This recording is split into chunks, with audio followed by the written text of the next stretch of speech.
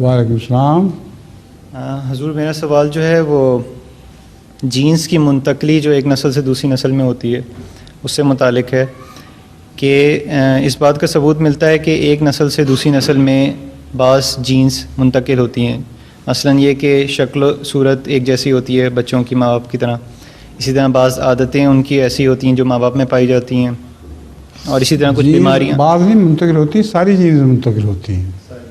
اس طرح بیماریاں بھی ہوتی ہیں جو جن پہ اختیار نہیں ہوتا بچوں کا۔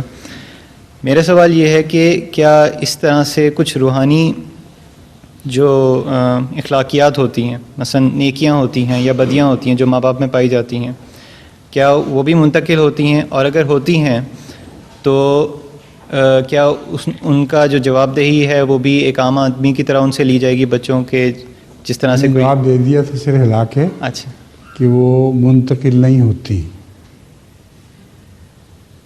ہر بچہ فطرت پہ پیدا ہوتا ہے تو اس کو ضرورت کیا ہے،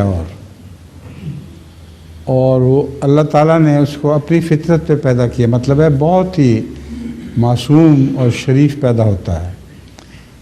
ماں باپ اس کو زیادہ سے زیادہ کچھ اور بنا سکتے ہیں، یہودانے ہی اور یونسرانے ہی۔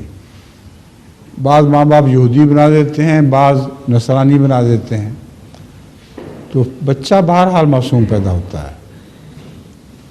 ارد گرد کا ماحول اس کو خراب کر دیتا ہے، ضروری نہیں کہ ماں باپ ہی خراب کریں، بعض دفعہ ماحول گندہ مل جاتا ہے، ٹھیک ہے۔